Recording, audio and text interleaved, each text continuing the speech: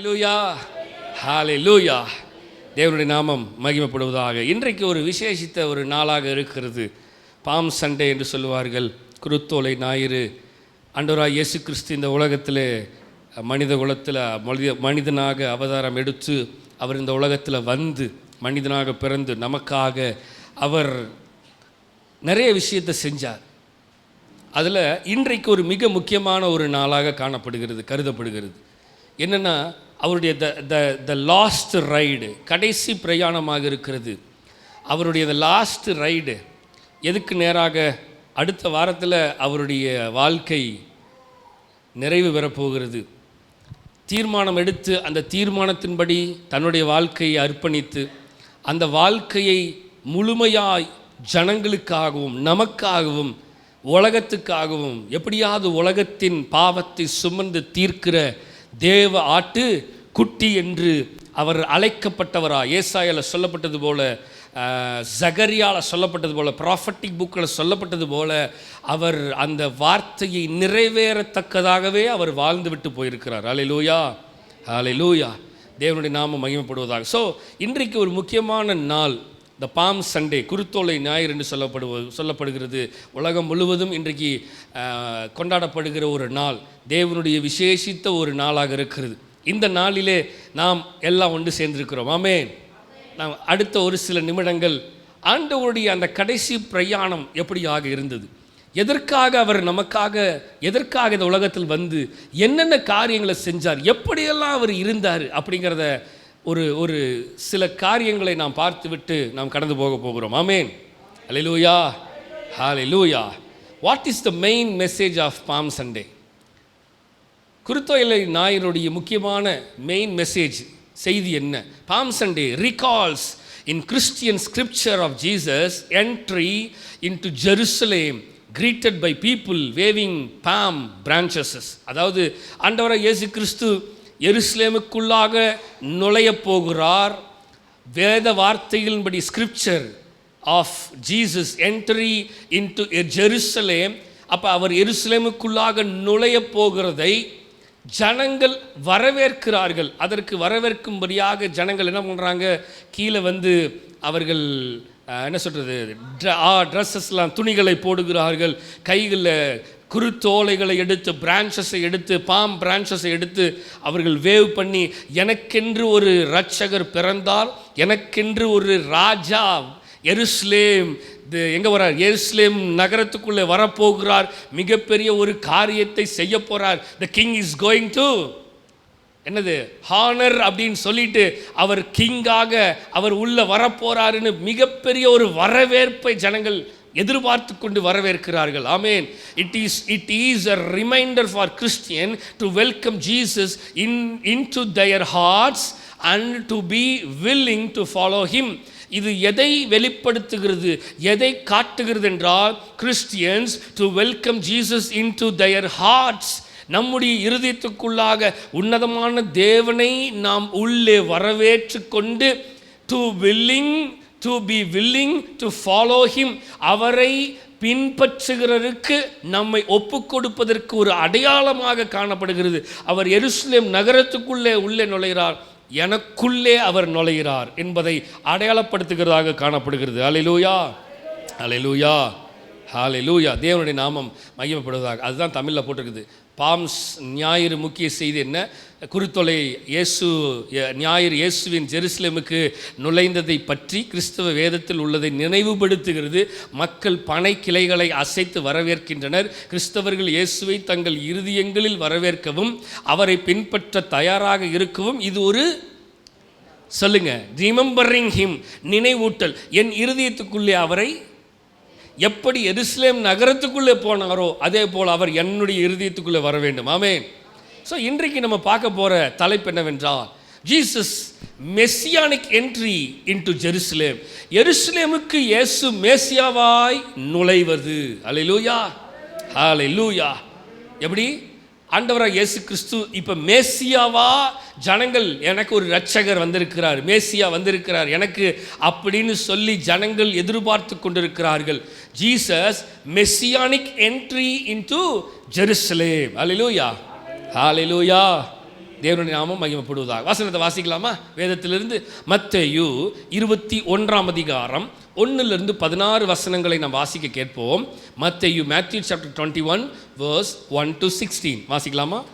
அவர்கள் எருசலேமுக்கு சமீபமாய் சேர்ந்து ஒலிவமலைக்கு அருகேயான பெத்லகேமுக்கு வந்தபோது இயேசுவானவர் சீசரில் 2 பேரை நோக்கி, உங்களுக்கு எதிரே இருக்கிற கிராமத்துக்கு போங்கள். போன உடனே அங்கே ஒரு கழுதையும் அதனுடைய ஒரு குட்டியையும் கட்டி இருக்க காண்பீர்கள். ஓகே, ஒரு விஷயம் நிறுத்துங்க, ஒரு நிமிஷம். அதுக்கு முன்பதாக அந்த பெத்பகேயுக்கு அர்த்தத்தை மட்டும் சொல்லிடுறேன். கொஞ்சம் அந்த மைக்கோடைய இதை மட்டும் ஏற்றுங்க, 7 மானிட்டர் மட்டும் ஏற்றுங்க. ஓகே, அவர்கள் எருசலேமுக்கு சமீபமாய் சேர்ந்து ஒலிவமலைக்கு அருகான என்ன ஊரு? பெத்பகேயுக்கு. பெத்பேஜ்னு சொல்லப்படுது. அப்படின்னு என்ன தெரியுமா? த மீனிங் என்னது? ஹவுஸ் ஆஃப் ஃபிக்னு அர்த்தம். என்னது? ஹவுஸ் ஆஃப் ஃபிக். ஃபிக்னு என்னது? அத்திமரம். அத்திமரத்தின் வீடு என்று அர்த்தம் அந்த வார்த்தைக்கு. பெத்பகேயுக்கு, பெத்பகே அப்படின்னா என்னது? பெத்லகேம்னு என்னது? பெத்லகேம்னு என்னது? பெத்லகேம்னு என்னது? பெத்னு என்னது? வீடு. லஹேம் அப்பத்தின் வீடுன்னு அர்த்தம். பெத்லகேம்னு என்ன மீனிங்கு? அப்பத்தின் வீடு. இங்கே பெத்பகேயுக்கு என்ன அர்த்தம்? ஹவுஸ் ஆஃப் ஃபிக், அத்திமரத்தின் வீடு என்று அர்த்தம்.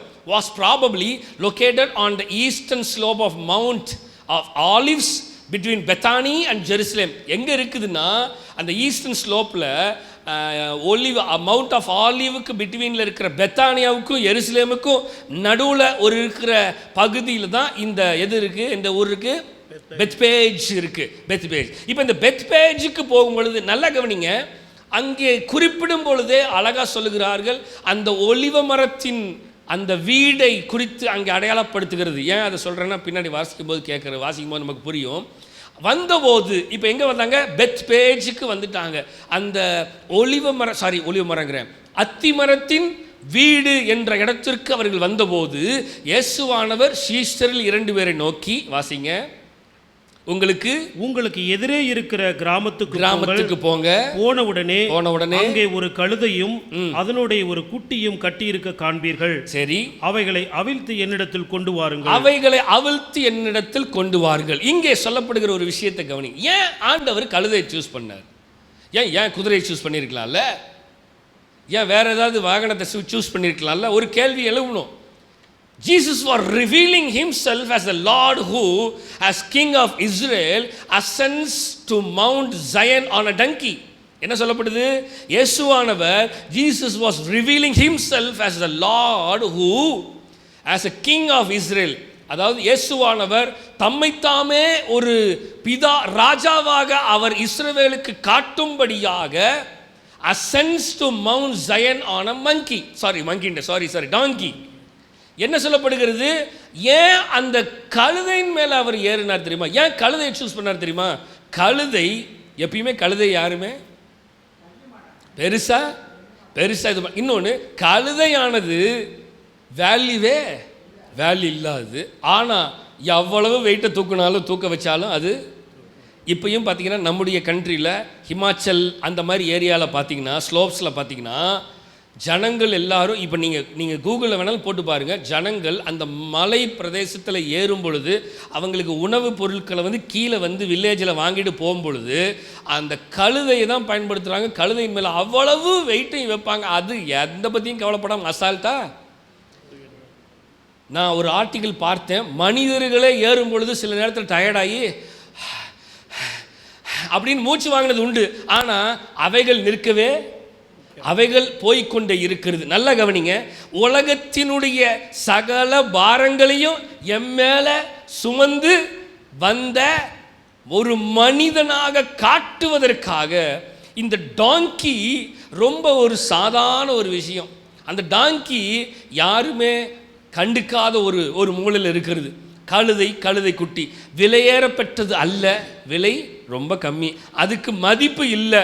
ஆனாலும் அந்த அவர் தம்மைத்தாமே அது என்ன எதுக்கு ஒப்பிடுகிறார்னா, நான் ஒரு சாதாரண மனுஷன், ஒரு சாதாரண ஒரு ஆளு, நான் ராஜாவா இருந்தாலும் சகல ஜனங்களுக்கு முன்பதாகவும் ஒரு சாதாரண நார்மல் மேன், ஒருவேளை அவர் குதிரையின் மேலே வந்திருந்தால் நிச்சயமாகவே ஜனங்கள் எல்லாரும் கன்ஃபார்மாக பண்ணியிருப்பாங்க, இவர் பயங்கரமான ஆள்றான்.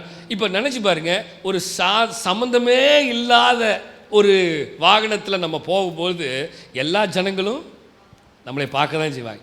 எல்லாருடைய கண்களும் என் ராஜா எருசலேமுக்கு நேராக இந்த குருத்தோலை ஏந்தி கொண்டு வரப்போகிற இந்த நாளில் ஒரு மிகப்பெரிய ராஜா குதிரையில் வருவார், இல்லை வேற எதில் ஒரு சேரியட்டில் வருவாருன்னு எதிர்கொண்டு இருக்கும் பொழுது அவர் எதில் வராரு? ஒரு சாதாரண, வாசிக்கலாம் வசனத்தை, ஒருவனும் உங்களுக்கு ஏதாகிலும் சொன்னால், ஒருவன் உங்களுக்கு ஏதாகிலும் சொன்னால் ஆண்டவருக்கு இவைகளை ஆண்டவனுக்கு வேண்டும் என்று சொல்லுங்கள். யாராவது உங்ககிட்ட அந்த கழுதை குட்டியும் யாருக்குன்னு கேட்டா நீ என்ன சொல்லுங்க? இது ஆண்டவருக்கு சொல்லுங்க. உடனே அவைகளை அனுப்பிவிடுவான், உடனே அவன் அனுப்பிச்சிடுவான் என்று சொல்லி அவர்களை அனுப்பினார். இப்ப அனுப்பிட்டாரு. இதோ உன் ராஜா சாந்த குணமுள்ளவராய், இங்க பாருங்க, அதான் வார்த்தை, சாந்த குணமுள்ளவராய் கழுதையின் மேலும் கழுத குட்டியாகிய மரியின் மேலும் ஏறிக்கொண்டு உன்னிடத்தில் வருகிறார் என்று சீயோன் குமாரத்திக்கு சொல்லுங்கள் என்றார். அங்க அப்படியே வெளிப்படுத்திட்டார். என்ன சொல்றாரு பாருங்க, சாந்த குணமுள்ளவராய் கழுதையின் மேலும் கழுதை குட்டியாகிய மரியின் மேலும் ஏறிக்கொண்டு உன்னிடத்தில் வருகிறார் என்று சீயோன் குமாரத்திக்கு சொல்லுங்க. வசந்த வாசிங்க. தீர்க்கதரிசினால் உரைக்கப்பட்டது நிறைவேறும்படி இதெல்லாம் நடந்தது. prophetic word நிறைவேறும்படி இதெல்லாம் நடந்தது. சீசர்கள் போய் இயேசு தங்களுக்கு கட்டளையிட்டபடியே செய்து கழுதையும், நல்ல கவனி, கழுதையும் குட்டியையும் கொண்டு வந்து அவர்கள் மேல் அவைகள் மேல் தங்கள் வஸ்திரங்களை போட்டு அவரை ஏற்றினார்கள். திரளான ஜனங்கள் வஸ்திரங்களை வழியிலே விரித்தார்கள். வேறு சிலர் மரக்கிளைகளை தரித்து வழியிலே பரப்பினார்கள். முன் நடப்பாரும் பின் நடப்பாருமாகிய திரளான ஜனங்கள் தாவீதின் குமாரனுக்கு ஓசன்னா, கர்த்தரின் நாமத்தினாலே வருகிறவர் ஸ்தோத்திரிக்கப்பட்டவர் ஓசன்னா என்று சொல்லி ஆர்ப்பரித்தார்கள். ஹல்லேலூயா. ஜனங்கள் எதிர்பார்த்து கொண்டிருக்கிறார்கள், எனக்கு ஒரு ராஜா. சொல்லுங்க, நம்ம பாட்டு பாடணும், தலைகள் உயரட்டும், கதவுகள் திறக்கட்டும், ராஜா வருகிறார். பாட்டுக்கு வாங்கப்பா. வாசல்களே தலைகளை உயர்த்துங்கள். ரெண்டாவது பாட்டு, தலைகளை உயர்த்துங்கள். அழகான பாட்டு. வாசல்களே தலைகளை உயர்த்துங்கள், கதவுகளே திறந்து வழிவிடுங்கள். எப்படியா? ராஜா இப்ப எருசலேமுக்குள்ள வரப்போறாரு. வாசல்களே, ஸ்லைடுக்கு வாங்க, வாசல்களே தலைகளை உயர்த்துங்க, கதவுகளே திறந்து வழிவிடுங்க. ஏன்னா என் ராஜா உள்ள எருசலேமுக்குள்ள வர்றதுக்கு அவர் ஆயத்தமாகி கழுதையின் மேலும் கழுதை குட்டியாகிய மரியின் மேலும் ஏறி வரப்போகிறார் என்பதை அடையாளப்படுத்துகிற. அல்லேலூயா. எனக்காக ஒரு ராஜா வரப்போறார், ஜனங்கள் காத்துட்டு இருக்கிறாங்க. எனக்காக ஒரு உன்னதமான தேவன் வரப்போகிறார்.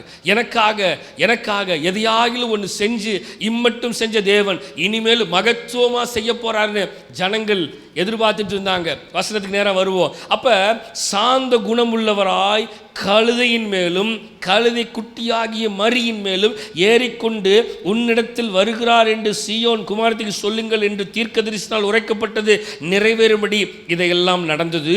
சீஷர்கள் போய் இயேசு தங்களுக்கு கட்டளையிட்டபடி செய்து கழுதையையும் கழுதை குட்டியையும் கொண்டு வந்து அவைகள் மேல் தங்கள் வஸ்திரங்களை போட்டு அவரை ஏற்றினார்கள். திரளான ஜனங்கள் தங்கள் வஸ்திரங்களை வழியில் விரித்தார்கள். வேறு சிலர் மரக்கிளைகளை தரித்து வழியிலே பரப்பினார்கள். முன் நடப்பாரும் பின் நடப்பாரும் என்ன சொன்னாங்களாம்? ஓசன்னா ஓசன்னா ஓசன்னான்னு சொன்னாங்களாம். 10ஆம் வசனம், அவர் எருசலேமுக்குள் பிரவேசிக்கையில் நகரத்தார் யாவரும் ஆச்சரியப்பட்டு. நல்லா கவனிங்களேன், எல்லாத்துக்கும் ஒரே ஷாக்கு. என் ராஜா எதில் வரப்போறாரு? பயங்கரமா என் ராஜா வரப்போறாரு அப்படின்னு ஜனங்கள் எதிர்பார்த்து கொண்டிருந்தார்கள். வசனம் சொல்லுகிறது, பிரவேசித்த போது யாவரும் ஆச்சரியப்பட்டு இவர் இவர் யார் என்று விசாரித்தார்கள். அதற்கு ஜனங்கள் இவர் கலிலேயாவில் உள்ள நாசரேத்திலிருந்து வந்த தீர்க்கதரிசியாகிய இயேசு என்றார்கள். இயேசு தேவாலயத்திலே பிரவேசித்து ஆலயத்திலே விற்கிறவர்களும் உள்ளோருமாகிய யாவரையும் வெளியே துரத்தி காசுக்காரருடைய பலகைகளையும் புறா விற்கிறவர்களின் ஆசனங்களையும் கவிழ்த்து என்னுடைய வீடு ஜெபவீடு என்னப்படும் என்று எழுதியிருக்கிறது. நீங்களோ அதை கல்லர் குகையாக்கினீர்கள் என்றார். அப்பொழுது குருடரும் சப்பானியரும் தேவாலயத்திலே அவரிடத்திற்கு வந்தார்கள். அவர்களை சுஸ்தமாக்கினார். அவர் செய்த அதிசயங்களையும் தாவீதின் குமாரனுக்கு ஓசன்னா என்று தேவாலயத்திலே ஆர்ப்பரிக்கிற பிள்ளைகளையும் பிரதான ஆசாரியரும் வேதபாரகரும் கண்டு கோபமடைந்து, கவனிங்களேன், இவர் அற்புதங்களை செய்ததை பார்த்து குழந்தைகளும் பெரியவர்களும் என்ன சொல்றாங்களா? தாவீதின் குமாரனுக்கு ஓசன்னா என்று தேவாலயத்தில் ஆர்ப்பரிக்கிற பிள்ளைகளும் பிரதான ஆசாரியர் வேதபாரகரும் கண்டு கோபம் வந்துருச்சு. என்னடா கடைசி நேரத்தில் கூட அற்புதம் அடையாளம்னு பயங்கரமா நடந்துட்டு இருக்குதுன்னு கோபப்பட்டு அவரை நோக்கி இவர்கள் சொல்லுகிறதை கேட்கிறீரோ என்றார்கள். அதற்கு இயேசு ஆம் கேட்கிறேன். குழந்தைகளுடைய வாயினாலும் துதி உண்டாகும்படி செய்தீர் என்பதை நீங்கள் ஒரு காலும் வாசிக்கவில்லையா என்றார். ஹல்லேலூயா.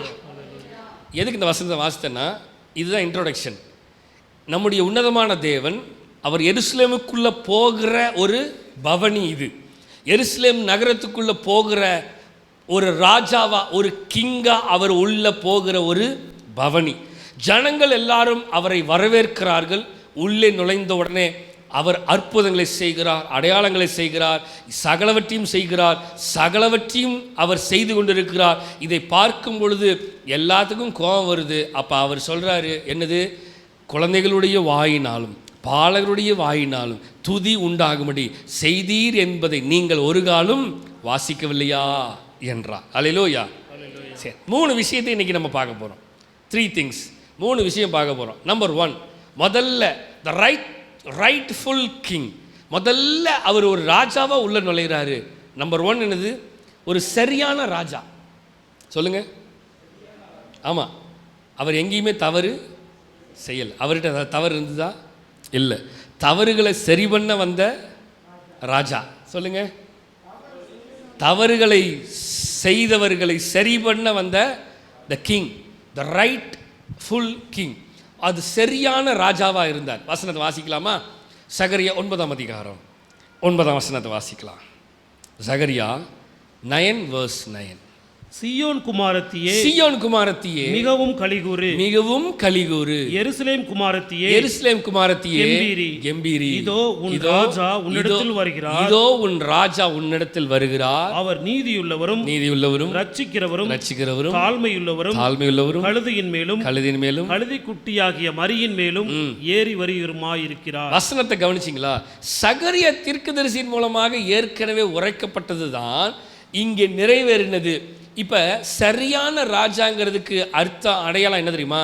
அவர் நீதி உள்ளவரும் ரட்சிக்கிறவரும் தாழ்மையுள்ளவரும் கழுதை குட்டியின் மேல் ஏறி வருகிறோமா இருக்கிறார். அவர் நினைச்சிருந்தா அவருக்கென்று ஒரு மிகப்பெரிய ராஜ்யத்தை அவர் ஏற்படுத்தி இருக்கலாம். 100க்கு அதிபதி அவர்கிட்ட வருவான். அவர் நினைச்சிருந்தாருன்னா, காசு சம்பாதிக்க நினைச்சிருந்தா 100க்கு அதிபதிகிட்ட $10,000 கொடுத்துட்டு போ அப்படின்னு சொன்னால் அவன் கொடுத்துருவான். ஏகப்பட்ட ஜனங்கள், சகையோ டாக்ஸ் கலெக்டர், அவன் வீட்டுக்கு போனார்.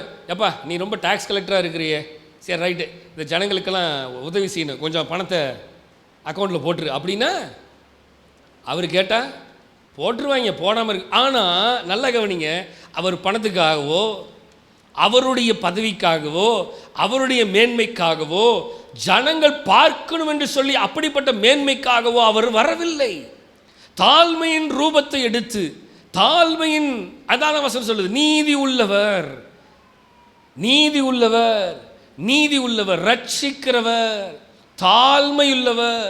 அந்த தாழ்மை அவர்கிட்ட இருந்துச்சு. மக்களே, என்னது இருந்துச்சு? தாழ்மையுள்ளவனிடம் தங்கிடுதே கிருபை. எப்படியா? அதுதான் சொல்றாரு, நீ தாழ்மை உள்ளவனா இருந்தா நான் உன்னை மேன்மைப்படுத்துவேன். அல்லேலூயா. அப்ப நம்பர் 1, நம்முடைய ராஜா, நம்முடைய கிங் எப்படிப்பட்டவராக இருந்தார்? அவர் ஒரு சரியான ராஜா. அவர் எதை செஞ்சாலும் அவர்கிட்ட எந்த விதமான தவறும் பாவமும் இல்லை. வசனத்தை வாசிக்கலாம். 1 ராஜாக்களின் புஸ்தகம் 1ஆம் அதிகாரம் 38, 39, 40 வசனத்தை வாசிக்கலாமா? 1 Kings chapter 1 verse 38 to 40. அப்படியே ஆசாரியனாகிய சாதோக்கும் தீர்க்கதரிசியாகிய நாத்தானும் யோர்தாயின் குமாரன் பெனாயும் கிரேத்தியரும் பிலேத்தியரும் போய் சாலமோனை தாவீதின் ராஜாவுடைய கோவேரி கழுதையின் மேல் ஏற்றி அவனை கீயோனுக்கு நடத்தி கொண்டு போனார்கள். ஆசாரனாகிய சாத்தோக்கு தைலக்கொம்பை கூடாரத்திலிருந்து எடுத்துக்கொண்டு போய் ஸ்லைடை மாத்துங்கப்பா, சாலமோனை அபிஷேகம் பண்ணினான். அப்பொழுது எக்காலம் ஊதி ஜனங்கள் எல்லாரும் ராஜாவாகிய சாலமோன் வாழ்க என்று வாழ்த்தினார்கள். பிற்பாடு ஜனங்கள் எல்லாரும் அவன் பிறகால போனார்கள்.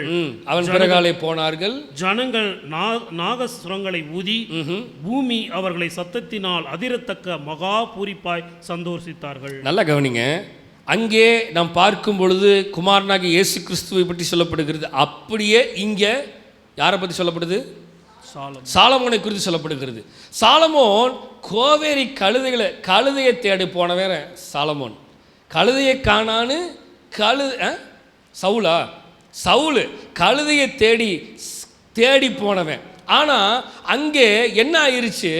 அவன் கழுதையை தேடி தான் போனான். அங்கே ராஜாவா அவன் அங்கே போகிறான்னு அவனுக்கே தெரியாது. ஆனால் அவன் ராஜாவாகிறதுக்கு ஏற்கனவே அங்கே சகல காரியத்தையும் ஆயத்தம் பண்ணி வைக்கப்பட்டிருந்தது. அல்லேலூயா. நீங்கள் வசனத்தை கவனிச்சிங்கன்னா இதே சம்பவம் தான் அங்கேயும், அதே சம்பவம் தான் இங்கேயும் ஒரே மாதிரி இருக்கும். கழுதையின் மேல் ஏற்றி அவனை கூட்டிகிட்டு போகிறாங்க பாருங்க. கோவேரி கழுதையின் மேல் ஏற்றி என்ன பண்ணுறாங்க? அவனை கீகோனுக்கு நடத்தி கொண்டு போனார்கள். அல்லேலூயா. ஆசாரியனாக சாதோக்கு தைலக்கொம்பை கூடாரத்திலிருந்து எடுத்துக்கொண்டு போய் சாலமோனை அபிஷேகம் பண்ணினான். அப்பொழுது எக்காலம் ஊதி என்ன பண்றாங்க? ஜனங்கள் எல்லாம் ராஜாவாகிய சாலமோன் வாழ்க என்று ஆர்ப்பரிக்கிறார்கள். வசனம் சொல்லுகிறது, ஆர்ப்பரிப்பு அங்கே உண்டாகிறது. அல்லேலூயா. இதே தாங்க அங்கேயும் நடந்துச்சு. எருசலேம் நகரத்துக்குள்ள அவர் நுழையும் பொழுது ஜனங்கள் எல்லாம் ராஜா வராருன்னு சொல்லி பயங்கரமா என்ன பண்ணாங்க? ஆர்ப்பரித்து மிகப்பெரிய ஒரு ஆர்ப்பரிப்பின் சத்தம் அங்கே உண்டானது. அல்லேலூயா, அல்லேலூயா, அல்லேலூயா. வசனத்தை வாசிக்கலாம். சங்கீதம் 118ஆம் சங்கீதம் 26ஆம் வசனம் சொல்லுது, கர்த்தருடைய நாமத்தினாலே வருகிறவர் ஸ்தோத்திரிக்கப்பட்டவர். நல்லா கவனிங்களேன். கர்த்தருடைய நாமத்தினாலே வருகிறவர் ஸ்தோத்திரிக்கப்பட்டவர். அவருடைய நாமத்தினால வருகிறார். என்னது? எந்த உலக நாமத்தினால் அல்ல, எந்த சூழ்நிலையில் இல்லை. அவர் தேவ தீர்மானத்தின்படி அவர் எருசலேமுக்குள்ள அவர் நுழைகிறார். அந்த நாமம் இயேசுவின் நாமம், அந்த நாமம் தேவனின் நாமம், அந்த நாமம் எல்லாவற்றிற்கும் மேலான நாமமாய் இருக்கிற அந்த கர்த்தருடைய நாமத்தினாலே வருகிறார். அவர் எந்த விதமான உலக காரியத்தினால் அவர் வரல. அல்லேலூயா. அப்ப அந்த அந்த அந்த ராஜா சரியான ராஜாவா இருந்தனால தான், அவர் சகலவற்றையும் சரியா செய்ய வேணும்னு விரும்பினால தான் அவர் கர்த்தருடைய நாமத்தில் வந்தார். எத்தனையோ ராஜாக்கள் இருந்தார்கள், எத்தனையோ ராஜ ஸ்தானங்கள் எல்லாம் இருந்துச்சு, ராஜ்யங்களாக இருந்துச்சு. ஆனால் அவங்களுக்கு தகுந்த மாதிரி நிறைய விஷயத்தை செஞ்சாங்க. நீதி உள்ளவர்களாய் வாழ்ந்தவர்கள் உண்டு, அநியாயமாய் வாழ்ந்தவர்கள் உண்டு. ஆனால் இவர் சரியானவராய், நீதி உள்ளவராய், நீதியின் தாழ்மையின் ரூபத்தை எடுத்து நீதியின் தேவனாக இருக்கிறார். கவனிக்கிறீங்களா மக்களே? அல்லேலூயா. நீதியின் தேவன், நீதியின் தேவன். வசனத்தை வாசிக்கலாம். ஆதியாகமம் 49ஆம் அதிகாரம் 10, 11, 12 பார்க்கும் பொழுது, ஆதியாகமம் 49ஆம் அதிகாரம் 10, 11, 12 வசனத்தை வாசிக்கலாமா? சமாதான கர்த்தர் வருமளவும் செங்கோல் யூதாவை விட்டு நீங்குவதும் இல்லை. நியாயப்பிரமாணிக்கன் அவன் பாதங்களை விட்டு ஒளிவதும் இல்லை. ஜனங்கள் அவரிடத்தில் சேருவார்கள். நல்ல கவனிங்க. ஜனங்கள் அவரிடத்தில் சேருவார்கள். அவன் தன் கழுதை குட்டியை திராட்சை செடியிலும் அவன் தன் கழுதை குட்டியை திராட்சை செடியிலும் தன் கேளிகை கழுதை குட்டியை நற்குல திராட்சை செடியிலும் தன் கேளிக்கை கழுதை குட்டியை நற்குல திராட்சை செடியிலும் கட்டுவான். திராட்சரசத்திலே தன் வஸ்திரத்தையும் திராட்சை பழங்களின் இரத்தத்திலே தன் அங்கியையும் தோய்ப்பான். அவன் கண்கள் திராட்சரசத்தினால் சிவப்பாயும் அவன் பற்கள் பாலினாலும் வெண்மையாயிருக்கும். இதெல்லாம் அவருடைய அடையாளத்தை, அவர் அந்த மகிமையின் ராஜா, அந்த நீதியுள்ள ராஜா, அந்த சரியான ராஜாவுக்கு ஒப்பிட்டு சொல்லப்படுகிறது. அவன் தன் கழுதை குட்டியை திராட்சை செடியிலும் தன் கோழிக்கை கழுதை குட்டியின் நற்குல திராட்சை செடியிலும் கட்டுவான். திராட்சை ரசத்தினால் தன் வஸ்திரத்தையும் திராட்சை பழங்களின் இரத்தத்தினாலே தன் அங்கியையும் தோய்ப்பான். வசனம் சொல்லுது, அவன் கண்கள் திராட்சை ரசத்தினால் சிவப்பாயும் அவன் பற்கள் பாலின் வெண்மையாயும் இருக்கும். நம்முடைய உன்னதமான தேவனுக்கு அடையாளமாய் சொல்லப்படுகிறது, அவர் வெண்மையின் ரூபமாய், அவர் நீதியின் தேவனாய். இப்போ அவர் எங்கே போகிறாருன்னா, த லாஸ்ட் ரைடு, இந்த கடைசி பயணம்.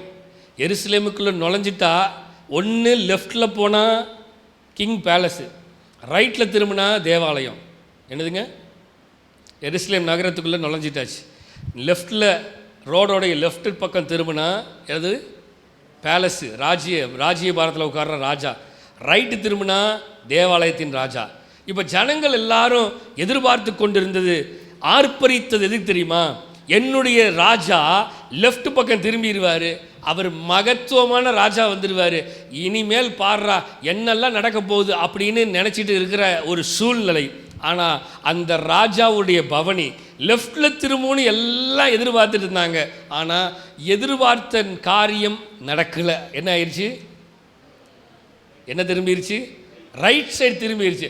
நினச்சி பாருங்களேன், கொஞ்சம் ரைட் சைடு திரும்பினோடனே ஜனங்கள் எல்லாம் கொஞ்சம் டயர்டாக இருப்பாங்க. ஐயோ என்னடா, ரைட்டில் போனால் அடிக்கப்படுகிற ஆட்டுக்குட்டி, தேவாட்டுக்குட்டி, லெஃப்டில் போனால் ராஜா.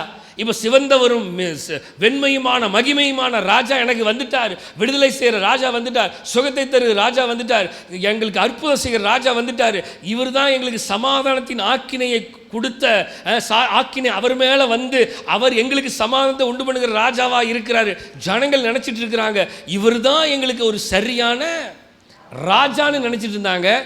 அவர்கள் நினைச்சது மாம்சீகமாக, அவங்க நினைச்சது மாம்சீகமாக. இவர் சரியான ராஜா தான், தப்பான ராஜா இல்லை. ஆனால் அவங்க நினைச்சதெல்லாம் மாம்சீகமாக, உலக பிரகாரமாக நினைச்சாங்க. அவர் உலகத்தின் பாவத்தை சுமந்து தீர்க்கிற தேவாட்டுக்குட்டி, அதனால ரைட்டில் திரும்பினார். தன்னையே ஜீவாதார பலியாக ஒப்பு கொடுக்கிறதுக்கு அவர் ரைட்டில் திரும்பினார். அதுதான் அந்த சரியான ராஜாவினுடைய பவனி. மக்களே இருக்கீங்களா? அல்லேலூயா. அந்த ராஜாவுடைய சரியான பவனி அதுதான். நம்முடைய வாழ்க்கையிலையும் எதை தீர்மானம் பண்ணணும், எப்படி தீர்மானம் பண்ணணும், எந்த வழியில் போகணும், லெஃப்ட் எடுக்கணுமா, ரைட் எடுக்கணுமா, ஸ்ட்ரைட்டு போகணுமா, எந்த வழியை தீர்மானம் பண்ணி போகணுங்கிறத நம்ம ரொம்ப நிதானமாக கவனிக்க வேண்டியது நம்முடைய வேலை. மாற்றி ரூட்டை மாற்றி போயிட்டோம்னு வைங்களேன், கொஞ்சம் கஷ்டமாக போயிடும். போன மாதம் நியூஸில் பார்த்தேன், கூகுள் மேப்பை பார்த்து கார் ஓட்டிகிட்டு போயிருக்காங்க ஊட்டியில். கூகுள் மேப் பார்த்து கார் ஓட்டிகிட்டு போனவங்க இங்கேயும் சந்து புந்து போய் கடைசியில் ஒரு சந்தில் வந்து நின்று இதான் வழின்னு சொல்லி இறங்கிட்டாங்க. திடீர்னு பார்த்தா ஒரு மிகப்பெரிய ஸ்லோப்பு வந்து நீ பிரேக் அடித்து நிற்கிறான். விட்டால் நேராக குடும்பத்தோடு கீழே போயிட வேண்டிதான். பிரேக்கை பிடிச்சிட்டு ஃபோனை பண்ணி ஐயா காப்பாற்றுங்கன்னு கதறாங்க. எல்லோரும் ஓடி போய் அந்த காரை காப்பாற்றுறதுக்கு ட்ரை பண்ணி காப்பாற்றிட்டாங்க. அப்போ தான் கேட்குறாங்க, என்னையா வழியே இல்லை, இந்த வழியில் எங்கேயா வந்தா அப்படின்னு கேட்டால், ஏங்க நான் இந்த ஊருக்கு போகணும், கூகுள் மேப்பை பார்த்து வந்தேன், அந்த மேப் என்னைய இப்படி கொண்டு வந்து நிறுத்திடுச்சுங்க. ஒரு 2 வாரத்துக்கு முன்னாடி ஒரு நியூஸில் பார்த்தேன், மசனக்குடியில் வந்து ஒரு விலங்குகள் நடமாடிக்கொண்டிருக்கிற, அதாவது புலி அந்த மாதிரி நடமாடுகிற கூகுள் மேப்பை பார்த்து இவங்க ஒரு ஊருக்கு போகிறேன்னு சொல்லி அங்கேயும் இங்கேயும் போய் கடைசியில் பார்த்திங்கன்னா புலி நடமாகிற அந்த ரோட்டுக்குள்ளே போயிட்டாங்க. வனத்துறையினர் ஓடி போய், எங்கேயா போகிறீங்க, இந்த ரோடு ப்ரைவேட் ரோடு கிடையாது, இது வந்து பப்ளிக் ரோடு கிடையாது, இது வந்து புலிகள் நடமாடுற ப்ரைவேட் ரோடு, இதில் யாருமே போகக்கூடாது, நீங்கள் எங்கேயும் அங்கே கூகுள் மேப் பார்த்து போயிட்டுருக்குறேங்க. நிறைய நேரம் எல்லாமே மேப்பு நம்மளவே. மக்களே, சரியான பாதையில் போகணும், அதுக்கு தான் இவர் வழிகாட்டிட்டு போயிருக்கிறார். வழிகாட்டும் தீபம் துணையாளரே தேற்றும் தெய்வமே. அவர் எனக்கு வழிகாட்டுகிறார். சொல்லுங்க பார்க்கலாம். வழிகாட்டும் தீபம் துணையா, எனக்கு துணையா இருக்கிறார் தேற்றும் தெய்வமே. அப்ப என் வாழ்க்கையில அந்த சரியான ராஜா அவருடைய சரியான வாழ்க்கையை வாழ்ந்துட்டு போயிருக்கிறாரு. எப்பா நீயும் இப்படிதான் வாழணும். மக்கள் என்னங்க ஒரு ஆமேன், ஒரு ஆமேன் சொல்லியிருந்தீங்கன்னா அப்படியே ஆக கடவுது. சரியான ராஜா, சரியான பாதையில் போ, சரியானதை தேர்ந்தெடு, தீமை இல்லை நன்மையை தேர்ந்தெடு, தவறான பாதையில் போகாத, சரியான பாதையில் நான் போன மாதிரியே நீயும் பின்னாடி வா அப்படிங்கிறத சொல்லி கொடுத்துட்டு போயிருக்கிறார் நம்முடைய உன்னதமான தேவன். அல்லேலூயா. ரைட். நம்பர் 2, த விக்டோரியஸ் கிங், வெற்றி பெற்ற ராஜாவாக இருக்கிறார். நம்பர் 1 என்னது? எஸ், த ரைட்ஃபுல் கிங், சரியான ராஜா. நம்பர் 2 என்னது? த விக்டோரியஸ் கிங், வெற்றி பெற்ற ராஜாவாக இருக்கிறார், ஜெயமெடுத்த ராஜாவாக இருக்கிறார், ஜெய கிறிஸ்துவாக இருக்கிறார். ஆமேன். வாசிக்கலாம். 1 பேதுரு 2ஆம் அதிகாரம் 21-23 வரைக்கும் வாசிக்கலாமா? 1 பேதுரு 1ஆம் அதிகாரம் 21, 22, 23 வசனங்களை வாசிக்கலாமா? உங்கள் விசுவாசம் நம்பிக்கையும் தேவன் மேல் இருக்கும்படி இதற்காக நீங்கள் அழைக்கப்பட்டும் இருக்கிறீர்கள். 1 பேதுரு வசனம் மாறிச்சா? 1 பேதுரு 2, 21, 23. நான் ஒன்று சொல்லிட்டேனா? சாரி 1 பேதுரு 2ஆம் அதிகாரம் 21 23 வரைக்கும். இதற்காக நீங்கள் அழைக்கப்பட்டிருக்கிறீர்கள். ஏனெனில் கிறிஸ்துவும் உங்களுக்காக பாடுபட்டு நீங்கள் தம்முடைய அடிச்சுவடுகளை தொடர்ந்து வரும்படி உங்களுக்கு மாதிரியை பின்வைத்து போனார். எதை வச்சுட்டு போயிருக்காரு?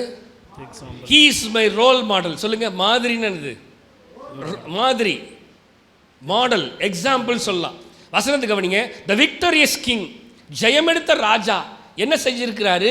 இதற்காகவே நீங்கள் அழைக்கப்பட்டும் இருக்கிறீர்கள். ஏனெனில் கிறிஸ்து உங்களுக்காக பாடுபட்டு நீங்கள் அவருடைய, யாருடைய சொல்லுங்க? மனுஷருடைய அடிச்சுவடுன்னு போட்டிருக்கா? இல்லை. உலகத்தினுடைய அடிச்சுவடு இருக்கா? இல்லை. யாருடைய அடிச்சுவடு?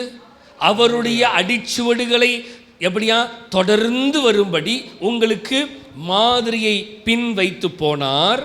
அவர் பாவம் செய்யவில்லை. அவருடைய வாயிலே வஞ்சனை காணப்படவும், அவருடைய வாயில் வஞ்சனை காணப்படவும் இல்லை. அவர் வையப்படும் பொழுது பதில் வையாமலும் பாடுபடும் பொழுது பயமுறுத்தாமலும் நியாயமாய் தீர்ப்பு செய்கிறவருக்கு தம்மை ஒப்புவித்தார். அங்கதாங்க இருக்கு பாயிண்ட். The last point, நியாயமாய் தீர்ப்பு செய்கிறவருக்கு அவர் ஒப்பு கொடுத்தாராம். அதனால தான் அவர் விக்டோரியஸ் கிங். நிறைய நேரம் நம்ம வாழ்க்கையில் விக்டரி பெறாமல், நம்ம ஜெயம் பெறாமல் தோற்று போகிறதுக்கு காரணம் என்ன தெரியுமா? அவர் வையப்படும் பொழுது சொல்லுங்க, பதில் வையாமலும். இப்போ நான் உங்ககிட்ட சண்டை போட்டேன்னு நீங்கள் என்ன பண்ணுவீங்க? பதிலுக்கா அடிக்கிற அடி இருக்குது பாருங்க, அவ்வளோதான். அடுத்தது என்னது? பாடுபடும் போது, ஆமாம், நமக்கு யாராவது ஒருத்தர் பாடுபடுத்திட்டா நம்ம என்ன பண்ணுவோம்? சொல்லுங்க, நம்ம என்ன பண்ணுவோம்? அவங்கள பயமுறுத்துறது இல்லை, அவனை படுத்துன்னு அவன் இனிமேல் நம்ம ஏரியா பக்கமே வரவே மாட்டான். ஆனால் வசனம் என்ன சொல்லுது பாருங்க, அவர் எப்படியாக வாழ்ந்தார், அவர் எப்படி வாழ்ந்து கொண்டு போனார். வையப்படும் பொழுது அவர் திரும்பி எந்த விதமான ரிப்ளையுமே கொடுக்கவே இல்லை. அடி நடிக்கிறாங்க. அவர் சொல்கிறார் என்ன தெரியுமா? வர வாரத்தில் தியானிப்போம். அவர் அடிக்கும் பொழுது கூட என்ன சொல்கிறாரு? தெரியாமல் அடிச்சிட்டான்ப்பா, போட்டு விடு. அவன் தெரியாமல் அடிக்கிறான், அடிச்சிட்டான். நான் யாருன்னு தெரிஞ்சதா அடிச்சிருக்க மாட்டான். அவன் தெரியாமல் அடிக்கிறான். ஆண்டவரே, பிதாவே, இவர்களுக்கு என்னவா தாங்கள் செய்கிறது இன்னதென்று. சரி, அவனுடைய புத்தி அவ்வளோதான், போ செஞ்சுட்டு போகிறான். பயமுறுத்தவில்லை அவர் யாரையும். அதனால தான் அவர் என்னது டாபிக்? Victorious king. சொல்லுங்க. அதனால தான் அவர் பேர் என்ன? வெற்றி பெற்ற ராஜா. இப்போ நம்மளும் இந்த அடிச்சுவடுகளை பின்பற்றணுமா? என்ன தெரியுமா? நம்மளை யாராவது வம்பிழுத்தா நம்ம என்ன பண்ணக்கூடாதான்? ரொம்ப கஷ்டமான ஒரு வேலையை ஆண்டவர் நம்ம கொடுக்குறாரு. ஆனால் அதை நம்ம செஞ்சு தான் ஆகணும். மற்றவங்களை பயமுறுத்தக்கூடாது. அடுத்தது பாருங்க, நியாயமாய் தீர்ப்பு செய்கிறவருக்கு தம்மை ஒப்பு கொடுத்தார். ஆண்டவரே, என்னை யாரெல்லாம் வம்பிழுத்துருக்காங்கன்னு தெரியும், யாரெல்லாம் சண்டை போடுறாங்கன்னு தெரியும். சண்டை போடுறவங்களுக்கு நீர் நியாயமான தீர்ப்பை நீங்கள் செஞ்சுருங்கப்பா அப்படின்னு நம்ம சொல்லியிருக்கோமா என்னைக்காவது? மக்களே சொல்லுங்கள் மக்களே, என்னைக்கா சொல்லியிருக்கிறோமா? இல்லை. நியாய தீர்ப்பை யாருக்கு எடுத்துடுறோம்? நான் ஜட்ஜாக மாறிடுவேன். அந்த இடத்துல நான் ஜட்ஜாக மாறிடுவேன், நான் லாயராக மாறிடுவேன், நான் தான் கோர்ட்டுடா, வாடா பார்த்துக்கலாம் அப்படின்னு நான் ஜட்ஜு, லாயர், கோர்ட் எல்லாம். மக்களை நல்லா கவனிங்க. That is called he is victorious king. அதனால தான் அவர் ஜெயம் எடுத்த ராஜா, அதனால தான் அவர் வெற்றி பெற்ற ராஜா. முதல்ல அவர் சரியான ராஜாவாய் வாழ்ந்தார். இரண்டாவது, எனக்கு மாதிரியை வைத்து விட்டு போகிற ஒரு வெற்றிகரமான வெற்றி பெற்ற ராஜா. அவர் அடிச்சுவடுகளை பின்பற்ற வேண்டும் என்று, நாம் அந்த அடிச்சுவடின் வழியாய் போக வேண்டும் என்று அவர் விரும்புகிறார். அல்லேலூயா. வாசிக்கலாம். சங்கீதம் 72 சங்கீதம் 11, 12, 13, 14 வசனத்தை வாசிக்கலாமா? Psalms chapter 72 verse 11, 12, 13, 14.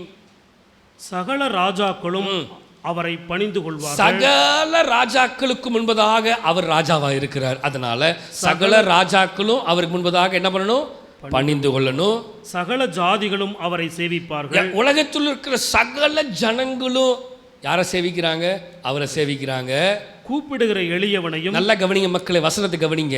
Victorious king கூப்பிடுகிற எளியவனையும் உதவியற்ற சிறுமையானவனையும் அவர் விடுவிப்பார்.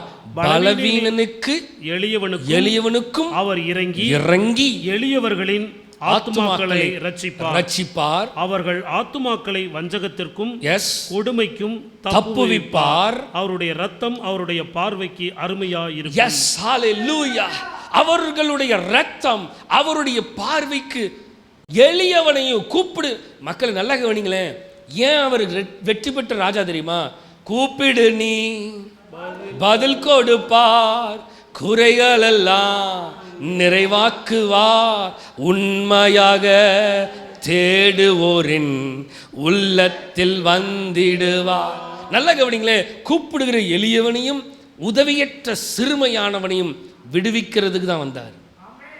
பலவீனனுக்கும் எளியவனுக்கும் அவர் இறங்கி எளியவர்களின் ஆத்துமாவை என்னுடைய தேவன் ரட்சிக்கிறவராக இருக்கிறார். That's why he is the victorious king. அதனால தான் அவர் வெற்றி பெற்ற ராஜா, அதனால தான் அவர் ஜெயம் பெற்ற ராஜா.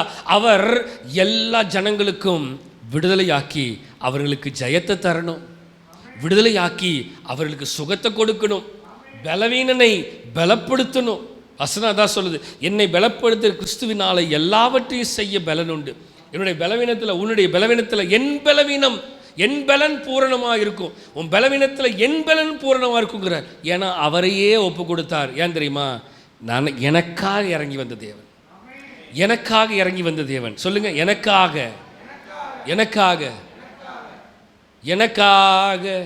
யாவையும் செய்பவரே, செய்து முடிப்பவரே. எனக்காக எல்லாத்தையும் செய்வாருங்க. சொல்லுங்க,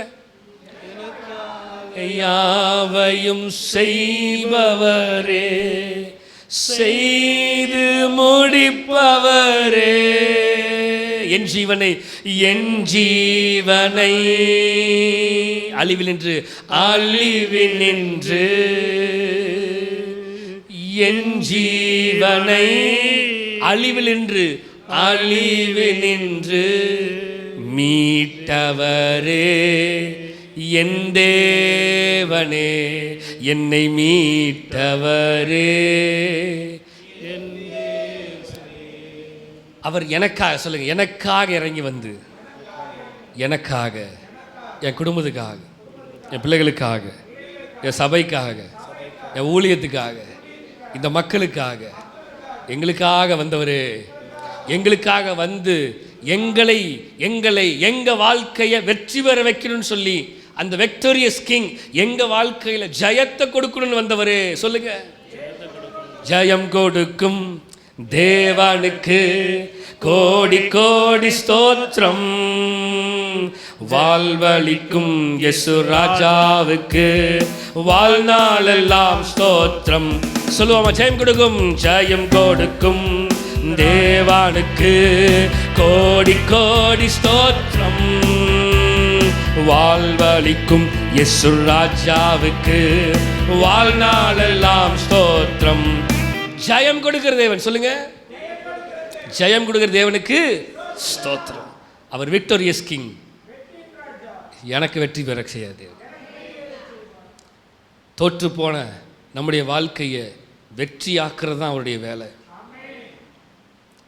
பாட்டா வருது, அட கீழே கிடந்த என்ன மேலே தூக்கி வச்சு கிருபை மேலே கிருபை தந்து உயர்த்தி வைத்தி உம்மை துதிப்பேன், நான் உம்மை துதிப்பேன், கிருபை மேலே கிருபை தந்த.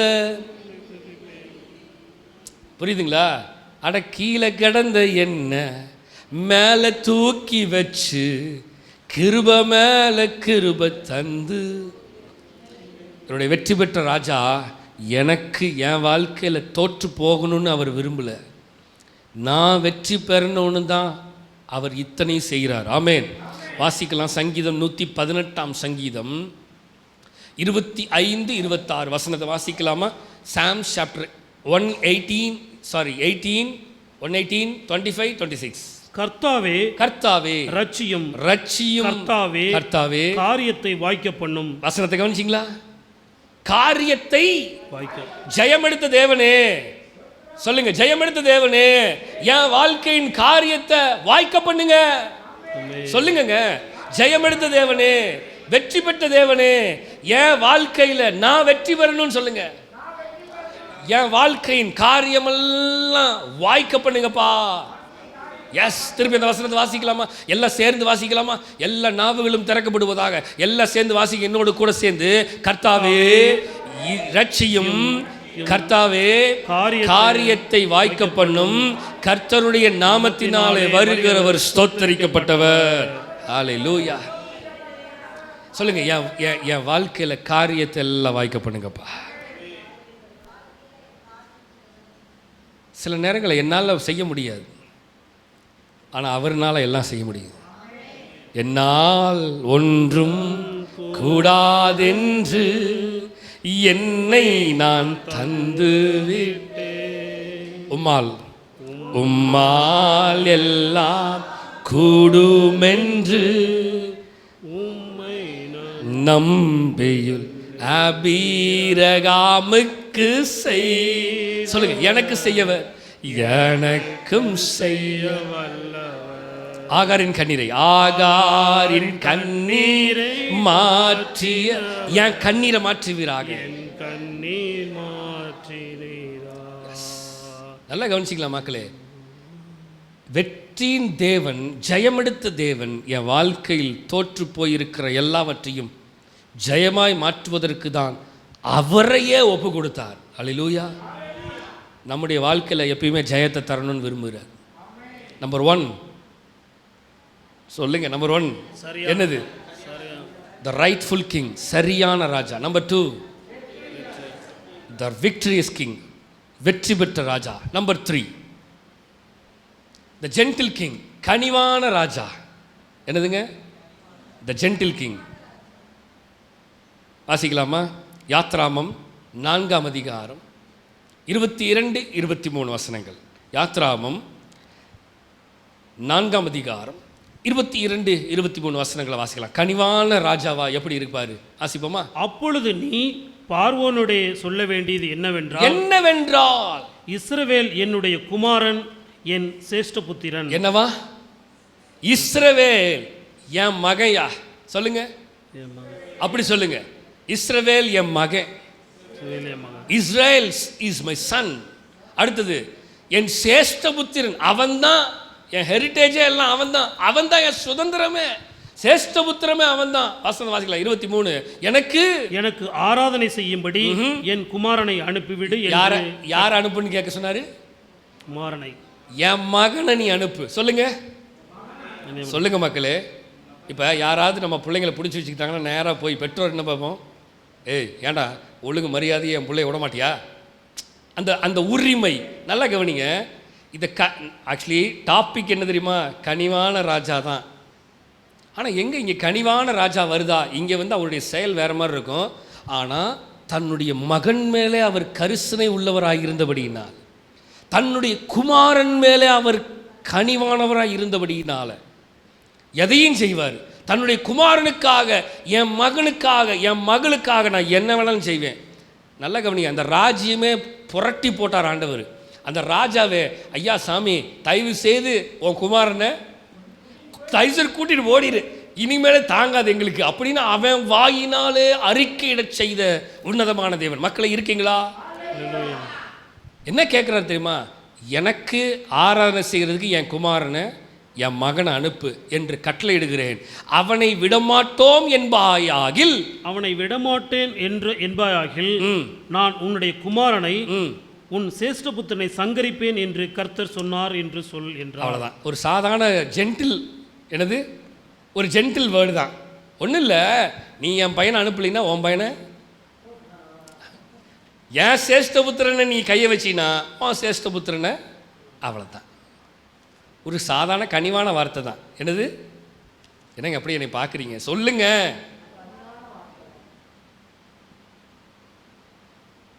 நல்லா கவனிச்சிங்களா? நம்முடைய தேவன் அவருடைய பிள்ளைகள் மேலே எவ்வளவு அக்கறை உள்ளவராய், எவ்வளவு அக்கறையின் தேவன். என் பையன், என் பிள்ளைய அவங்கள விட்டுரு, அவங்கள கடினப்படுத்தாத, அவங்கள போட்டு நெருக்காத, அவங்கள ஒடுக்காத, அவங்கள உபத்திரவப்படுத்தாத, ஃப்ரீடமாக அவங்கள விட்டுரு இப்படி சொல்கிறாரு. விடலைன்னு வையன், நான் உன் பையனை பிடிச்சி இன்னும் இருக்க போகிறேன், அவ்வளோதான். ஒரு கனிவான ராஜா தன்னுடைய பிள்ளைகள் மேலே அவருடைய மிகப்பெரிய கனிவின் இருதயம், அந்த ஜென்டில் ஹார்ட்,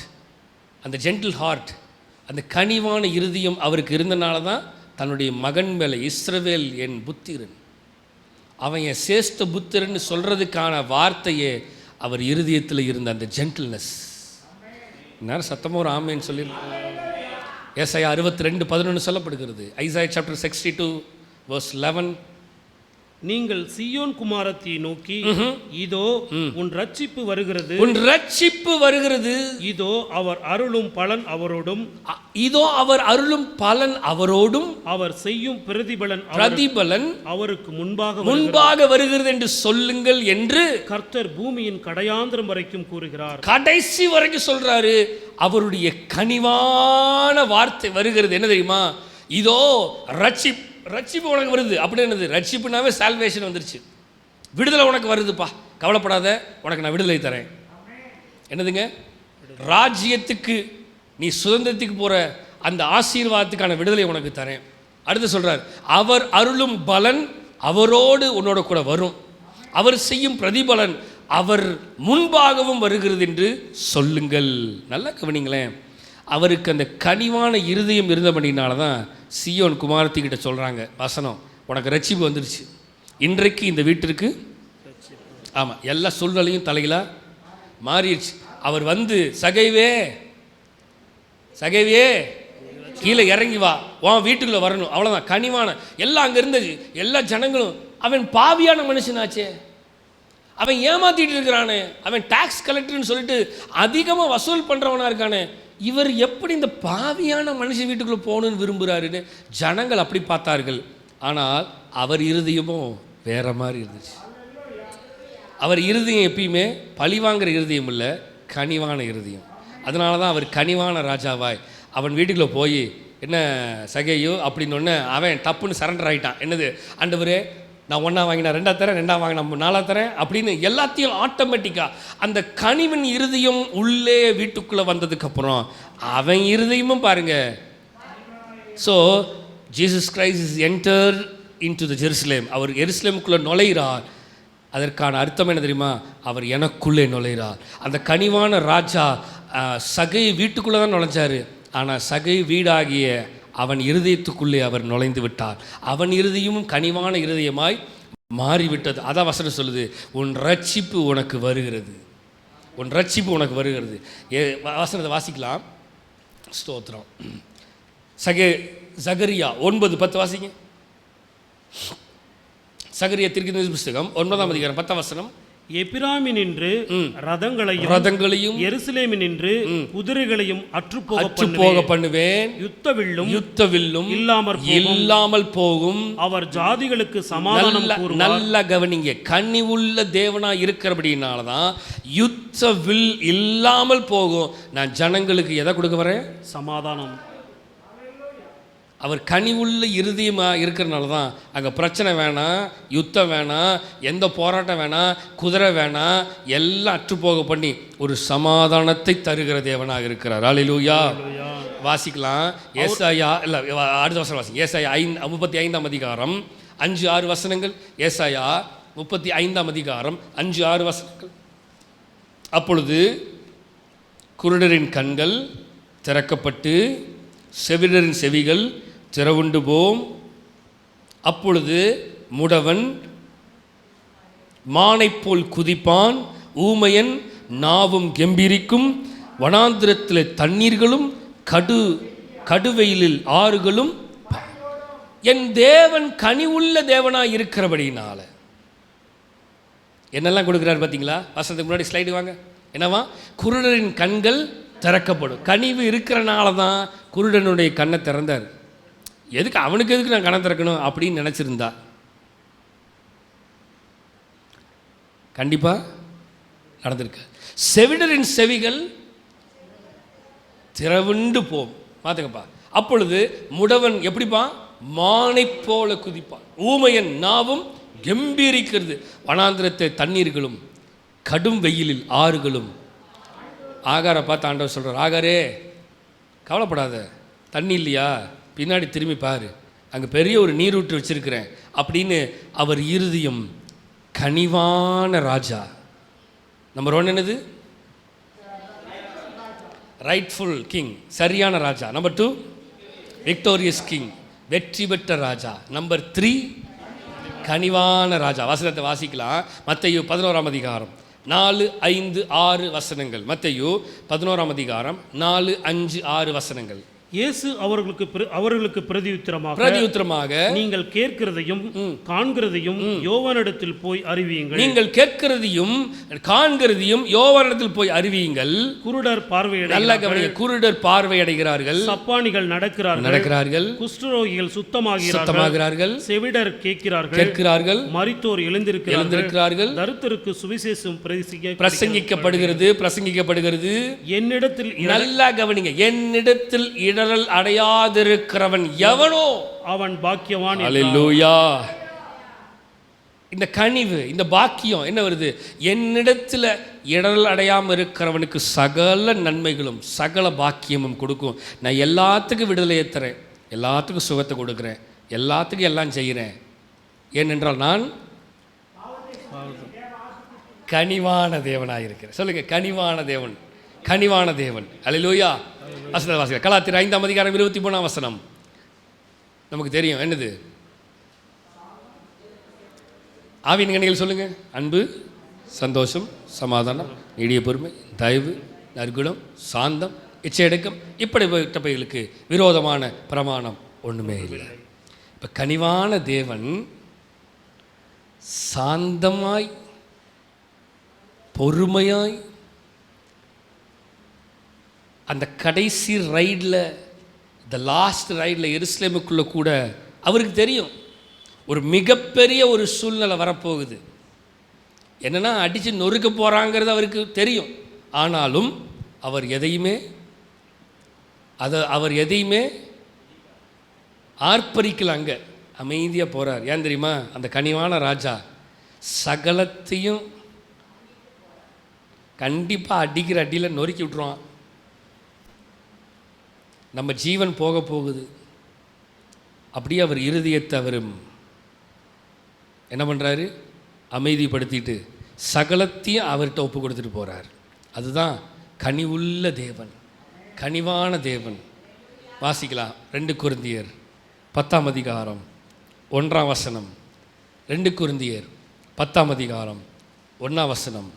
உங்களுக்கு முன்பாக இருக்கும்போது தாழ்மையாயும் தூரத்திலே இருக்கும்போது உங்கள் மேல் கண்டிப்பாயும் இருக்கிற பவுலாகிய நான் கிறிஸ்துவின் சாந்தத்தையும் தயையையும் முன்னிட்டு உங்களுக்கு புத்தி சொல்லுகிறேன். நல்லா கவனிங்க. பவுல் கொரிந்து சபைக்கு சொல்றார், எப்பா உங்களுக்கு முன்பாக இருக்கும்போது தாழ்மையாயும் உங்கள் கூட இருக்கும்போது நான் தாழ்மையாக இருப்பேன், ஆனால் தூரமாக போயிட்டேன்னா தாழ்மை இருக்க மாட்டேன். கண்டிப்பாக என்ன வந்துடும்? கண்டிப்பு பண்ணிடும், கண்டிப்பாக வந்துடும். ஆனால் பாஸ்டர் இங்கே இருக்கும்போது நல்லா தான் பேசுகிறாரு. பாஸ்டர் வாரத்தில் நடுவில் பார்த்தோம்னா பாஸ்டர் கோவப்படுறாரு. ஞாயிற்றுக்கிழமை வந்தால் பாஸ்டர் சொல்லுங்கள்,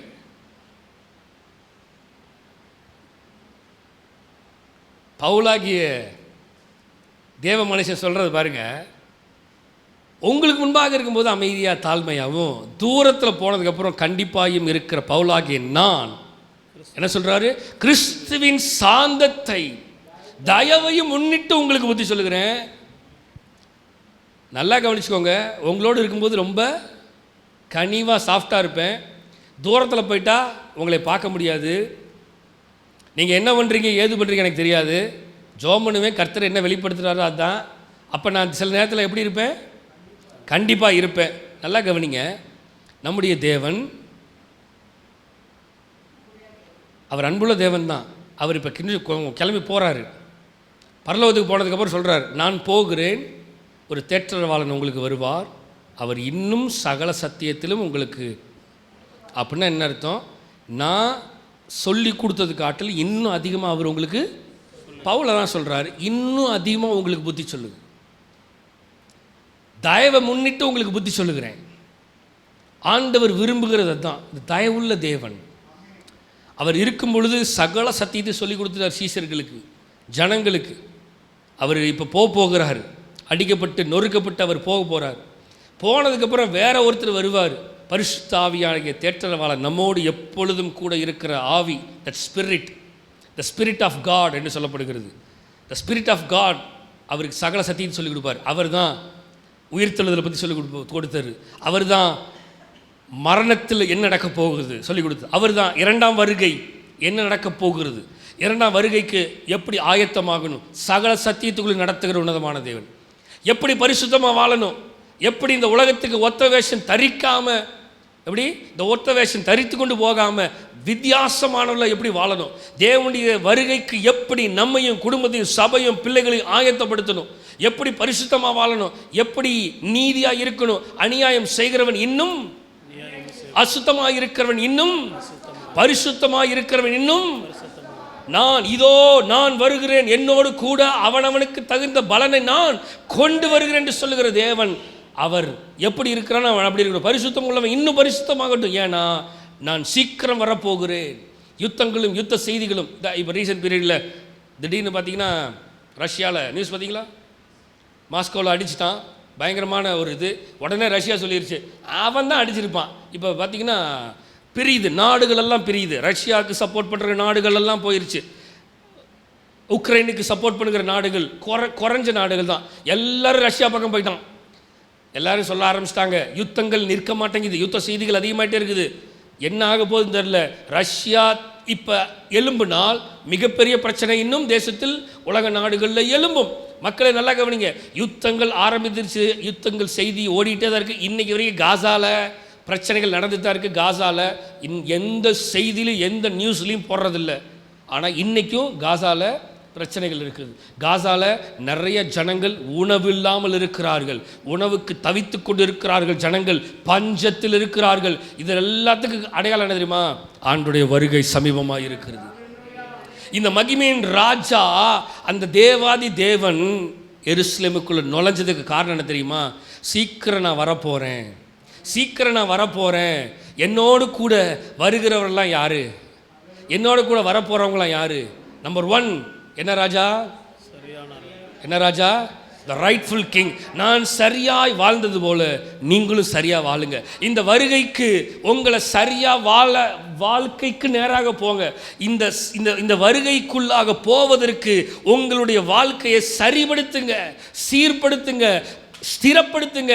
உங்கள் வாழ்க்கைக்கு நேராக, இந்த பரலோகத்துக்கு நேராக நீங்கள் ஓடுவதற்கு உங்கள் வாழ்க்கையை என்ன பண்ணுங்க? சரியாய் நான் வாழ்ந்தது போல நீங்களும் சரியான பாதையில் போங்க. தீமையை வெறுத்துருங்க, பாவத்தை வெறுங்க, எல்லா விதமான உலக காரியங்களை வெறுங்க, தேவனை சார்ந்துருங்க. ஆமென். நம்பர் 1. நம்பர் 2, நான் எப்படி இந்த உலகத்திலிருந்து வித்தியாசமாய் வேறு விரிக்கப்பட்டு நான் ஜெயமெடுக்கப்பட்டேனோ அதே போல நீங்களும் இந்த உலகத்திலிருந்து பிரித்தெடுக்கப்பட்டவர்களாய் பிரிக்கப்பட்டவர்களாய் ஜெயமெடுக்க வேண்டும் என்று கர்த்தர் விரும்புகிறார். மக்களே, இஸ்ரவேல் ஜனம், அது என்னுடைய ஜனம் சொல்றார். they are chosen person. என்னது? அவர்களை நான் தெரிந்தெடுத்திருக்கிறேன். உங்களையும் என்னையும் கர்த்தர் தெரிந்தெடுத்திருக்கிறார். இந்த உலகத்துக்கு ஒத்த வேஷம் தெரியாமல். வசனம் சொல்லுகிறது. அந்த வசனத்தை சொல்லுங்க. என்னன்னு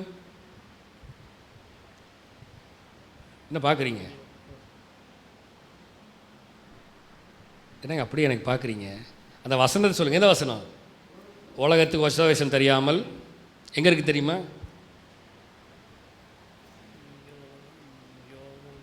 என்னங்க எல்லாம் பார்க்குறீங்க? சரி, உங்களுக்கு அசைன்மெண்ட் கொடுக்குறேன். அடுத்த வாரம் கண்டுபிடிச்சி கொண்டு வந்து என்கிட்ட சொல்லுங்கள். 2வது விக்டரியஸ் கிங், 3வது ஜென்டில் கிங். இந்த கனிவான ராஜா எப்படி கனிவாய் சாஃப்டாக சமாதானமாக வாழ்ந்தாரோ அதே மாதிரி நாமளும் சமாதானமாய் வாழுவோம். எல்லா விதமான பிரிவினைகள், எல்லா விதமான பிரச்சனைகள், எல்லா விதமான போராட்டங்கள், சபையிலே சமாதானம், குடும்பத்திலே சமாதானம், வேலை ஸ்தலத்தில் சமாதானம். புரியுதுங்களா? Are you there? இருக்கீங்களா? சபையில் சமாதானம். ஒவ்வொரு விசுவாசி, ஏன்னா அவர் சொல்கிறார், என்னுடைய சமாதானத்தை உங்களுக்கு வச்சுட்டு போகிறேன். குடும்பத்தில் கணவன் மனைவிக்குள்ள பிள்ளைகள் எல்லாம், பெற்றோர் பிள்ளைகள் எல்லாரும் சமாதானமாக ஒருத்தர் அட்ஜஸ்ட் பண்ணணும். ஃப்ரெண்ட்ஸ்குள்ள சமாதானம், உறவினர்களுக்குள்ள கனிவான இருதயம். அப்போ தான் ஜெயம் எடுக்க முடியும். இல்லை என்றால் ஜெயம் எடுக்க முடியாது. தேவன் இன்றைக்கு நம்மோடு பேசின வார்த்தை அதுதான். நம்முடைய தேவன் எருசலேமுக்கு நேராக ஒரு உன்னதமான தேவனாக உள்ள நுழைகிறார். எதுக்கு தெரியுமா? என்ன மீட்டெடுப்பதற்கு. சொல்லுங்க. அப்படியே இருக்கிற இடத்துல கண்களை மூடி, ஆண்டவரே எங்களை மீட்டெடுப்பதற்காக, எங்களை மீட்டெடுப்பதற்காக,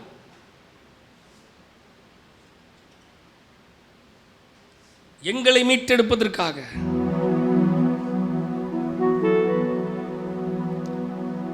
யார் இந்த ராஜா? மகிமையின் ராஜா. யார் இந்த ராஜா? மகிமையின் ராஜா, மகிமையின் ராஜா. அவருடைய வருகைக்கு நேராக ஆயத்தமாகணுங்க. அவர் 2000 ஆண்டுகளுக்கு முன்பதாகவே எருசலேம் நகரத்துக்குள்ளே அவருடைய கடைசி பவனி 2000 ஆண்டுகளுக்கு முன்பதாகவே அவர் உள்ளே நுழைஞ்சிட்டார். ராஜ்யங்களை சுதந்திரிக்கும்படியாக வசனம் சொல்லுது, ராஜாக்களை தள்ளி ராஜாக்களை ஏற்படுத்துகிற உன்னதமான தேவன் அவர். அந்த மகிமையின் ராஜா எனக்காக எப்பவோ உள்ள போயிட்டாரு. என்னை மீட்டெடுப்பதற்காக எப்பவோ உள்ள நுழைஞ்சிட்டாரு. ஜெருசலேமுக்குள்ள, தேவாலயத்துக்குள்ள எப்பவோ உள்ள போயிட்டாரு. தன்னுடைய ஜீவனை ஒப்பு கொடுத்த அந்த நொடி பொழுதுல தேவாலயத்தினுடைய திரைச்சீலைகள் எல்லாம் கிழிந்து எல்லாம் வெளியாக்கப்பட்டது. சகலமும் வெளியரங்கமாய் மாறிவிட்டது. மறைபொருள் ஒன்றுமே இல்லை. என் தேவனும் நானும், என் இரட்சகரும் நானும், அவர் என்னை வருகைக்கு ஆயத்தப்படுத்துகிறாரு. அவர் என்னை வருகைக்கு ஆயத்தப்படுத்துகிறாரு. உள்ளே அழைத்து செல்லும் உங்க பிரசன்னத்தால் உள்ளே அழைத்து செல்லும் உங்க பிரசன்னத்தால் நிரப்பிடும். சொல்லுங்க பார்க்கலாம். உள்ளே அழைத்து செல்லும், உள்ளே அழைத்து செல்லுங்கப்பா. உங்க பிரசன்னத்தா எப்படியாக எருசலேம் நகரத்துக்குள்ள நீர் போனீரோ, எப்படி சகையினுடைய இருதயத்துக்குள்ள நீர் வந்தீரோ, அதே போல என் இருதயத்துக்குள்ள ஆண்டவரே இரட்சகராக வந்திருக்கிறீர். என்னுடைய பாவங்களை, என்னுடைய அக்கிரமங்களை மீட்டெடுத்து ஆண்டவரே கிருபாதர பலியாக உம்மையே தந்து ஆண்டவரே எங்களை மீட்டெடுத்தவரே, நாங்களும் இன்னும் அதிகமாய் உமக்குள்ளே வாழ, இன்னும் அதிகமாய் ஆண்டவருக்குள்ள வைராக்கியமாய் ஜீவிக்க இந்த உலகத்தில் அநேக காரியங்கள் இருக்கிறது. இந்த உலகத்துக்கு ஒத்த வேஷம் தெரியாமல், இந்த உலகத்துக்கு ஒத்த வேஷம் தெரியாமல் சகலத்தையும் உதறி தள்ளிவிட்டு பவுல் சொல்லுகிறார், சகலத்தையும் உதறி தள்ளிவிட்டு எனக்கு நியமித்திருக்கிற ஓட்டத்திலே நான் ஓடிக்கொண்டே இருக்கணும். எங்க? பரலோகத்துக்கு நேராக. பரலோகம் தாய் வீடு, அதை தேடி நீ ஓடு. சொல்லுங்க பார்க்கலாம். பரலோகம் தாய் வீடு, அதை தேடி நீ ஓடு. ஒருவரும் அழிந்து போகாமலே. சொல்லுங்க, ஒருவரும் அழிந்து போகாமலே தாயகம் வர வேணும் தப்பாமலே. நம்ம தாயகம் வர வேணும் தப்பாமலே. இயேசுவால பிடிக்கப்பட்டவன், அவர் இரத்தத்தால கழுவப்பட்டவன். சொல்லுங்க, இயேசுவால பிடிக்கப்பட்டவன், அவர் இரத்தத்தால கழுவப்பட்டவன். எனக்கென்று எதுவும் இல்லை, எனக்கென்று எதுவும் இல்லை. இப்பூமி சொந்தமில்ல, இப்பூமி சொந்தமில்ல, எனக்கென்று எதுவும் இல்லை.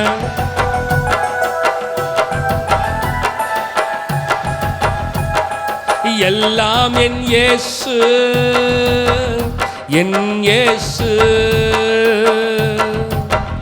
எல்லாம் இயேசு, இயேசு, இயேசு, எல்லாம் இயேசு. மக்களே, பரலோகம் தாய் வீடுங்க. எல்லா ஜனங்களும் அந்த பரலோகத்துக்கு நேராக போக வேண்டும் என்று சொல்லி தான் அவர் விரும்புகிறார். அவர் விரும்புகிறதே எல்லா ஜனங்களும் பரலோகத்துக்கு போகணும், எல்லா ஜனங்களும் பரலோகத்துக்கு போகணும், எல்லா ஜனங்களும் பரலோகத்துக்கு வரணும். எல்லா ஆத்துமாவும், சோல்ஸ், எவ்ரி சோல்ஸ் பரலோகம் வரணும். மக்களே, ஒவ்வொரு ஆத்துமாவும் பரலோகத்துக்கு வரணும். நீங்களும் நானும் பரலோகத்துக்கு போகணும். என் ஆத்துமா பரலோகத்துக்கு போகணும், என் பிள்ளைகள் பரலோகத்துக்கு போகணும், என் குடும்பம் பரலோகத்துக்கு வரணும். அந்த ஒரே ஒரு காரணத்துக்காக தான் அவர் சிலுவையிலே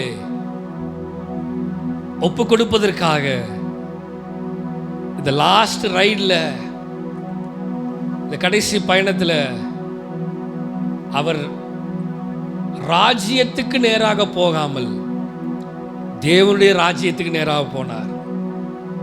உலக ராஜ்யத்துக்கு நேராக அவர் போகல, தேவ ராஜ்யத்துக்கு, தேவ திட்டத்துக்கு நேராக போனார். காரணம் என்னவென்றால், உலகத்தின் பாவத்தை சுமந்து தீர்க்கிற தேவாட்டுக்குட்டி, உலகத்தின் பாவத்தை சுமந்து தீர்க்கிற தேவாட்டுக்குட்டி. ஆண்டவரே, இந்த காலை வேளையில் எங்களோட இடைப்பட்ட கிருபைகளுக்காக நன்றி செலுத்துகிறோம். எங்களோடு நீர் பேசின வார்த்தைக்காக நன்றி ஆண்டவரே. ஜீசஸ், ஆண்டவராய் இயேசு கிறிஸ்து மேசியாவாக எருசலேம் நகரத்துக்குள்ளாக இந்த கடைசி பயணத்தில் நுழைந்து மிகப்பெரிய ஒரு திட்டத்துக்கு நேராக அவருடைய ஜீவனை தந்து ஒரு மிகப்பெரிய சாக்ரிஃபைஸை அங்கே ஏற்படுத்துவதற்காக